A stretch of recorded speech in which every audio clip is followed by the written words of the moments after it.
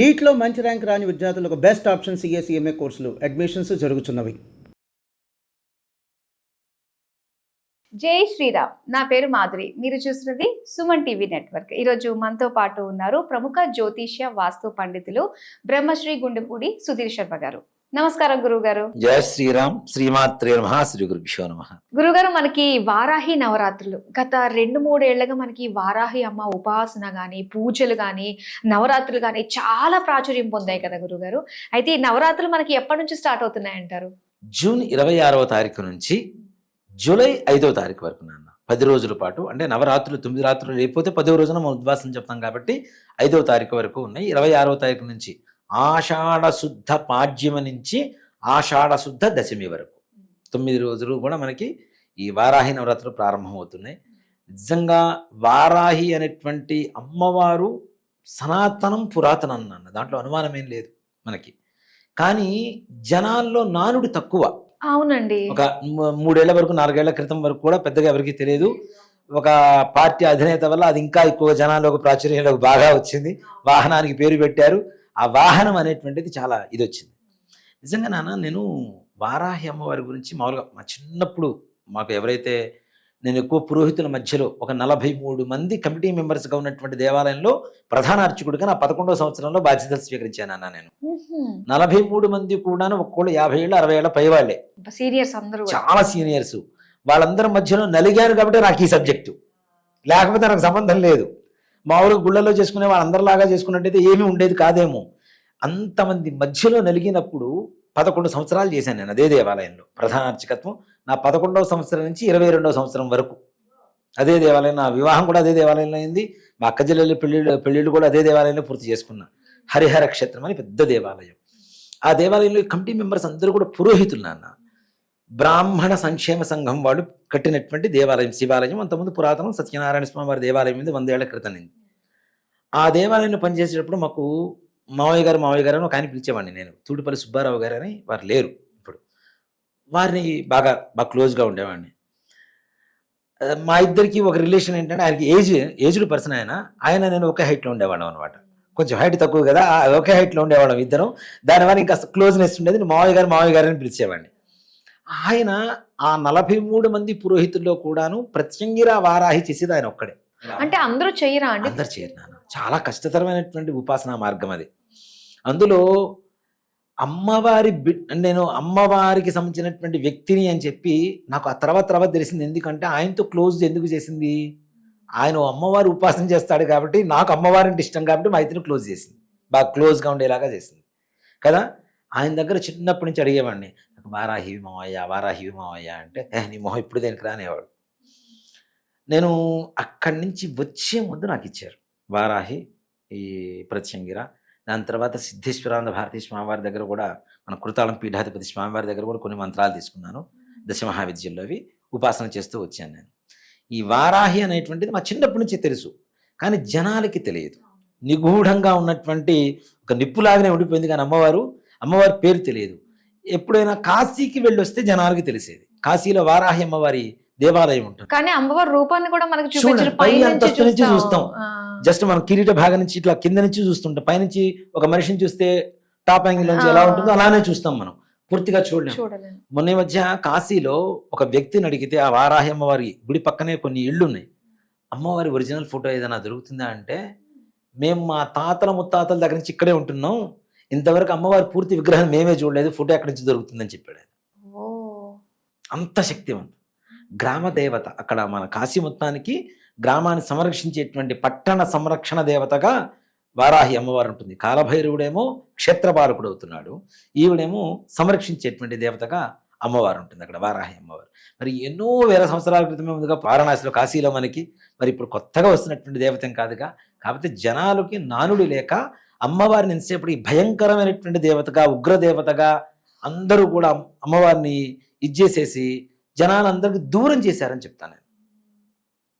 కాకపోతే మనం చేసేటువంటి ఉపాసన క్రమం అనేటువంటిది కరెక్ట్గా ఉండాలి. కరెక్ట్గా లేకపోతే కష్టం. కాకపోతే మూఢభక్తితో చేసేటువంటి వాళ్ళకి ఏ రకమైనటువంటి ఇది ఉంటుంది నాన్న, పద్ధతి ఉంటుంది. అవునా? పూర్వకాలంలో శ్రీశైలంలో జంతు బలులు ఇచ్చేవాళ్ళు. శ్రీశైలం అమ్మవారికి, బ్రహ్మరామ అమ్మవారికి జంతు బలులే పూర్వకాలంలో. మనకి మహర్నవమి అంటాం కదా దసరాలో మహర్నవమి రోజున మొత్తం దున్నపోతు రక్తంతో గుడి మొత్తం నింపేసేవాళ్ళు అమ్మవారి బ్రహ్మరాంబిక అమ్మవారి దేవాలయాన్ని. నింపేస్తే తెల్లవారేసరికి చుక్క రక్తం ఉండేది కాదు. అబ్బా. అంత ఉగ్రదేవతగా ఆరాధించారు. అప్పట్లో ఎవరు చెంచులు అడవి జాతి వాడు చేసేవాడు కాబట్టి. ఆ తర్వాత పుష్పగిరి పీఠాధిపతుల వారు దాన్ని మొత్తం కూడాను వైదిక ఆచారంలో శైవాచారంలోకి మారుస్తూ ఈ జంతు బలులను దూరం చేసుకుంటూ తీసుకొచ్చారు. కాబట్టి ఇప్పుడు మనం ఇట్లా చూస్తున్నాం. ఒకప్పుడు మొత్తం జంతు బలులతోనే ఉండేది అక్కడ అమ్మవారి దేవాలయం. మరి వాళ్ళకు ఉండేటువంటి మూఢభక్తి, వాళ్ళకి తెలిసిన, అది మూఢభక్తి అని చెప్పడం కూడా కాదు, వాళ్ళకి తెలిసినటువంటి విధానం అంతే. వాళ్ళు దాంతో అది కూడా ఏంటి నాన్న, పూర్వకాలంలో జంతు బలులు ఎందుకు ఇస్తారు మనకి, ఇప్పుడు వద్దు అది మనం నేరంగా శిక్ష అని చెప్పి చూస్తున్నాం కదా, అయినా సరే కొన్ని చోట్ల ఇస్తూనే ఉన్నారు. జంతు బలులు ఎందుకు ఇచ్చేవాళ్ళు అన్న సంగతి నిజంగా కొంచెం డీప్గా వెళ్ళి ఒకసారి ఆలోచిస్తే, మన ఇంట్లో చేసుకున్న వంటను మనం దేవుడికి నైవేద్యం పెడతాం కదా, అవునా? మరి పూర్వకాలంలో వంటల గంటలు ఎక్కడున్నాయి నాన్న? గొడ్డు మాంసాలు ఇవి తినేవాళ్ళు. వాళ్ళు ఏం తింటారో అదే దేవుడికి నైవేద్యం పెట్టేవాళ్ళు, అదే బలి.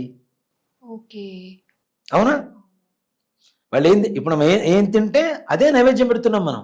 అట్లానే పూర్వకాలంలో ఈ వంటలు గింటలు ఇవన్నీ బాగా ఆది మానవుడి కాలం దగ్గర నుంచి చూసుకుంటే, మానవ రూపానికి అవతరించినటువంటి రోజుల నుంచి చూసుకుంటే వాళ్ళకి అప్పట్లో ఏమున్నాయి, వంటలు ఏమున్నాయి? వేటాడుకుని కాల్చుకుని తినేవారు. అవునా? వాళ్ళు ఏది తింటున్నారో అదే దేవతకి ఇచ్చేవాళ్ళు. అదే బలులు రూపంలో ముందుకు వచ్చేసింది. దాన్ని నిషేధించడం అనేది మంచి పనే, దాంట్లో ఏమాత్రం కూడా సంశయం లేదు, నామాచార స్థితికి వెళ్తుంది కాబట్టి. అట్లానే ఈ వారాహి అమ్మవారిని కూడా చాలా వరకు భయానకంగా సృష్టిస్తూ ప్రత్యంగిర, వారాహి, భువనేశ్వరి, కాళి, తార, చిన్నమస్త, రాజశ్యామల, త్రిపుర భైరవి, ఇట్లాంటి దేవతలన్నీ కూడాను, భగడాముఖి, ఇట్లాంటి దేవతలందరినీ కూడాను అమ్మో వాళ్ళు చాలా డేంజర్, వాళ్ళతో పెట్టుకోకూడదు అనే ఒక ఆలోచన తీసుకొచ్చేసారు జనాల్లోకి. అమ్మ అని పిలుస్తున్నప్పుడు అమ్మ అమ్మే కదమ్మా ఎవరికైనా, అవునా? వారాహి అమ్మవారు అని పిలుస్తున్నాం. అమ్మ అంటే మన అమ్మ లాంటిదేగా, మనం ఎలా యద్భావం తద్భవతి, ఎలా పూజిస్తే అలా కనపడుతుంటుంది మనకి. కాబట్టి వారాహి నవరాత్రులలో అమ్మవారిని కనుక పూజ చేయగలిగితే, ఇంట్లో నిత్యం పూజ చేసుకునే వాళ్ళైనా, మనం దసరా నవరాత్రుల్లో ప్రతినిత్యం పూజ చేసుకునే వాళ్ళు కూడా నవరాత్రుల్లో స్పెషల్గా పూజలు చేసుకుంటాం. అలాగే వారాహి నవరాత్రులు జూన్ 26వ తారీఖు నుంచి జూలై 5వ తారీఖు వరకు కూడా ప్రతినిత్యం చక్కగా ఇంట్లో కలశ ఆవాహన చేసుకోవచ్చు. బ్రాహ్మణి పిలిపించుకొని చేయించుకోవచ్చు. లేదు, చక్కగా రాగి చెంబు తీసుకోండి, దాంట్లో నీళ్లు పోయండి, దాంట్లో కొద్దిగా లవంగం, యాలకులు, జాజికాయ, జాపత్రి, పచ్చకర్పూరం, జవ్వాదు, ఇట్లాంటివన్నీ గంధం, పసుపు, కుంకుమ, అక్షతలు వేసి చక్కగా మామిడి కొమ్మలు పెట్టి, కొబ్బరికాయ పెట్టి, దాని మీద ఒక బ్లౌజ్ పీస్ని చక్కగా మనం ఇట్లా త్రికోణంలాగా మలుస్తాం కదా, అమ్మవారి బ్లౌజ్ పీస్ పెట్టి చక్కగా అమ్మవారి రూపం వేసుకుంటే వేసుకోండి, లేదంటే కనీసం బొట్టు పెట్టుకొని అమ్మవారిని ఆవాహన చేసుకొని ప్రతి నిత్యం ఉదయం సాయంత్రం అమ్మవారికి అష్టోత్తరం పూజ చేసుకొని, వారాహి అష్టకం ఉంటుంది, అష్టోత్తరం ఉంటుంది, అష్టోత్తరం పూజ చేసుకోవచ్చు. ఇవి కూడా ఏం చేయలేం గురువు గారు, మాకు సింపుల్గా ఏదైనా చెప్పండి, మాకు పొద్దునే ఉద్యోగానికి వెళ్ళిపోతాం, ఎప్పుడో రాత్రికి వస్తాం అనుకునేటువంటి వాళ్ళకు కూడా ఇవేమీ చేయలేనప్పుడు వారాహి అమ్మవారి పటం ఇంట్లో ఉండడం కూడా డేంజర్ అని చెప్పుకొని వీడియోలో చెప్తున్నారు. అది తప్పు. అమ్మవారి పటం ఇంట్లో ఉండవచ్చు, దాంట్లో ఏమాత్రం కూడా సమస్య లేదు. ఎవరింట్లో అయితే వారాహి అమ్మవారికి పూజ కానీ, పటానికి పూజ కానీ, ధ్యానం కానీ, తపస్సు కానీ, జపం కానీ చేస్తున్నారో వాళ్ళకి భూ సంపద విపరీతంగా పెరుగుతుంది, దాంట్లో ఏమాత్రం కూడా సంశయం లేదు. రైతులు కూడా పొలంలో పంట బాగా పండాలి అనుకునేటువంటి రైతులు కూడా చెప్తున్నాను, గట్టు మీద చిన్న 4 ఇటుకలు పెట్టేసి దాంట్లో ఒక పటం పెట్టి రోజు దీపారాధన చేసి మీరు తినడానికి తీసుకెళ్ళినటువంటి పెరుగన్న నివేదన పెట్టండి, మీ పంట ఏ విధంగా పండుతుందో చూడండి. భూమికి సంబంధించినటువంటి దేవత లలిత అమ్మవారి సైన్యాధ్యక్షురాలుగా వారాహి అమ్మవారిని చెప్పబడుతుంది. లలిత అమ్మవారి పీఠంలో చూడండి వారాహి అమ్మవారు ఉంటుంది. ఒక స్తంభానికి, ఒక మూల పీఠానికి మూల స్తంభంగా అమ్మవారు ఉంటుంది.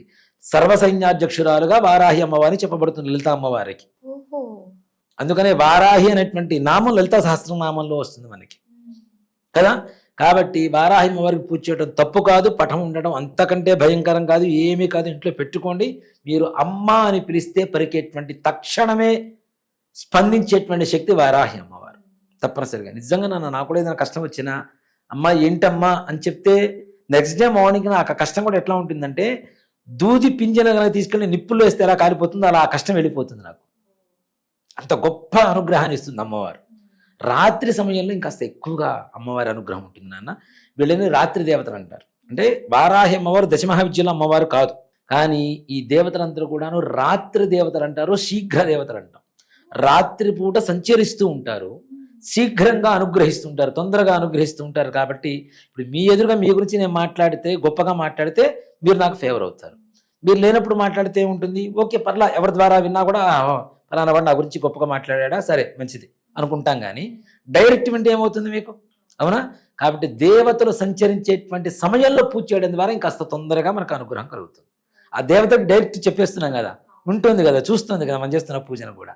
కాబట్టి ఉదయం మామూలుగా పూజ చేసుకుంటూ సాయంకాల సమయంలో కనీసం 7:30 గంటల తర్వాత అమ్మవారికి పూజ చేసుకొని నివేదనలో కూడా ఏవో మా పెద్ద అంతంత తెచ్చి పెట్టాల్సిన అవసరం లేదు. పెరుగన్నంలో దానిమ్మ గింజలు, అలాగే ఎర్రటి పూలతో పూజ, అలాగే మనకి చక్కగా మా పుచ్చకాయ వాటర్ మిలన్ అంటాం కదా, వాటర్ మిలన్ ముక్కలు పెట్టండి ఓ అమ్మవారికి. అంటే రక్తవర్ణం అమ్మవారికి చాలా ప్రీతికరం. అమ్మవారు భూమికి సంబంధించినటువంటి దేవత, ధాన్యానికి సంబంధించినటువంటి దేవత అని ఎట్లా చెప్పొచ్చు అంటే, అమ్మవారి చేతిలో ఉండేటువంటి ఆయుధం నాగలి. నాగలి అంటాం కదా, ఇట్లా దున్నుతుంటాం కదా నాగలి. ఇంకో చేతిలో రోకలి. ఓకే. ధాన్యం పండించడం, వచ్చిన ధాన్యాన్ని దంచుకొని తినటం, ఇంకా అంతకుమించి ఏం చెప్పాలి మనకి, అవునా? కాబట్టి చండ్రకోల ఉంటుంది, శత్రు వినాశనాన్ని చేస్తుంది. వాహనానికి పేరు పెడితేనే అఖండమైనటువంటి విజయాన్ని ఇచ్చినటువంటి అమ్మవారు నాన్న, అంతకుమించి ఈజీగా ఎవరు అనుగ్రహిస్తారు చెప్పండి మనకి, అవునా? అక్కడి నుంచి వారాహి దీక్షలు నిజంగా ప్రతి ఒక్కళ్ళు కూడాను కొంతమంది దేవతల వల్ల కొంతమంది వ్యక్తులు ఎక్కువగా ప్రాచుర్యంలోకి వస్తారు. కానీ ఇక్కడ వారాహి అమ్మవారు కొంతమంది వ్యక్తుల వల్ల అమ్మవారు ప్రాచుర్యంలోకి వచ్చింది. రివర్స్ అమ్మవారు చెప్పానండి కదా. అంటే వాళ్ళ ద్వారా అమ్మవారు నేను నలుగురిలోకి వెళ్ళాలి అని చెప్పి సంకల్పం అమ్మవారు చేసింది. కాబట్టి ఎవరో ఒకళ్ళ ద్వారా తప్పనిసరిగా వెళ్ళాల్సిందే.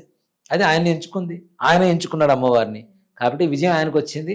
అలాంటి విజయం మనందరికీ కావాలంటే వారాహి అమ్మవారిని తప్పనిసరిగా పూజ చేయండి. అలాగే వారాహి నవరాత్రుల్లో మన హనుమత్ ప్రత్యంగర యజ్ఞస్థలి కొత్తపేటలో ఉండేటువంటి అమ్మవారి దేవాలయంలో, మన అమ్మవారి దేవాలయం వారాహి ప్రత్యంగిర అమ్మవారు ఉంది నాన్న. ఇప్పుడు నూతనంగా మరలా నిర్మాణం చేయబోతున్నాం. వారాహి అమ్మవారి దేవాలయం, ప్రత్యంగిర అమ్మవారు, రాజశ్యామల అమ్మవారి దేవాలయం కట్టబోతున్నాం త్రిశక్తి పీఠంగా. ఇప్పుడు ఆల్రెడీ ఉన్నటువంటి బాలాలయంలో ప్రతి నిత్యం కూడా ఉదయం నుంచి సాయంత్రం వరకు హోమాలు ఎవరైనా చేయించుకోవచ్చు కూర్చొని. లేదు నిత్యం గోత్రనామాలు పరోక్షంగా 5 రోజులు మేము గోత్రనామాలు చేయించుకుంటామండి, మేము రాలేకపోతున్నామన్నా కూడా సరే గోత్రనామాలు నమోదు చేసుకోవచ్చు. లేదు డైరెక్ట్గా వచ్చి హోమం చేయించుకుంటామన్నా చేయించుకోవచ్చు. ఉదయం సాయంత్రం 2 పూట్ల అభిషేకం ఉంటుంది అమ్మవారి ఉత్సవ విగ్రహానికి. స్వయంగా మీరే చేసుకోవచ్చు అభిషేకం కూడా. హోమంలో కూడా స్వయంగా మీరే కూర్చొని చేసుకోవచ్చు. దాంట్లో ఎంత తృప్తిగా అనిపిస్తుంది అండి స్వయంగా అంతే కదా. అమ్మవారికి అభిషేకం అంటే ఏదో అందరు పోసినట్టుగా కొద్దిగా పాలు కొద్దిగా పెరుగు ఇలా నా మైండ్ సెట్ కూడా అది కాదు నాన్న. అమ్మవారికి పాలు పోస్తే విగ్రహం మొత్తం పాల రూపంలోనే కనపడాలి, పెరుగు పోస్తే పెరుగు రూపంలోనే కనపడాలి. అలాగే పసుపు, కుంకుమ, గంధం, పెరుగు, నెయ్యి, తేనె, పంచదార, అలాగే మంగళ ద్రవ్యాలు, డ్రై ఫ్రూట్స్ ఉంటాయి కదా, జీడిపప్పు, కిస్మిస్, ఇవన్నీ ఇట్లాంటివి పండ్ల రసాలు, వీటితో అభిషేకం చేయిస్తాం. ప్రతి ఒక్కళ్ళు చేసుకోవచ్చు. ఇప్పుడు ఒకరోజు అభిషేకం జరుగుతుంది నాన్న, మీరు వస్తామని చెప్పారు, ఇంకొకళ్ళు వస్తామని చెప్పారు. అవకాశం ఉంటే ఉదయం ఒకళ్ళు సాయంత్రం ఒకళ్ళు రమ్మని చెప్తా. లేదు ఇద్దరు ఒకేసారి వస్తామని చెప్పారు అనుకోండి, మీ ద్రవ్యాలు మీకే ఉంటాయి, వాళ్ళ ద్రవ్యాలు వాళ్ళకే ఉంటాయి. ఒకే ద్రవ్యాన్ని చేసాకం చేయడం కూడా మా దగ్గర ఉండదు. చక్కగా గిన్నెల నిండా అన్ని ద్రవ్యాలు ఉంటాయి, ఎవరి సామాగ్రి వాళ్ళకే. మీరే స్వయంగా చక్కగా అభిషేకం చేసుకోవచ్చు అమ్మవారి విగ్రహానికి. కాబట్టి స్వయంగా మీరే కూర్చొని హోమం చేసుకోవచ్చు. ఇవి కూడా అమ్మవారి కుంకుమార్చన ఉంటుంది తప్పనిసరిగా ప్రతినిత్యం ఉదయం సాయంత్రం వారాహి అమ్మవారి కుంకుమార్చన ఉంటుంది. ఇవి పాల్గొనలేనటువంటి వాళ్ళు పరోక్షంగా గోత్రనామాలతో పాల్గొనవచ్చు. మనం ఈ నెంబర్ ఉంటుంది కాబట్టి స్క్రీన్ మీద ముందుగా ఫోన్ చేసి గోత్రనామాలు వివరాలన్నీ కూడా నమోదు చేసుకోండి. ఏ రోజున ఎవరు వచ్చి హోమం చేయించుకుంటాం అనేటువంటి విషయం కూడా ముందుగా నమోదు చేసుకుంటే దానికి తగ్గట్టుగా మీకు సమయం ఉంటుంది, ఆ సమయాన్ని బట్టి హోమం చేయించుకుంటూ వెళ్ళిపోవచ్చు. చాలా సులభంగానే అమ్మవారి అనుగ్రహం మనం ఇక్కడ పొందగలుగుతున్నాము. చాలా చక్కగా తెలియజేసినందుకు ధన్యవాదాలు. శ్రీమాత్రే నమః. శ్రీ గురుభ్యో నమః.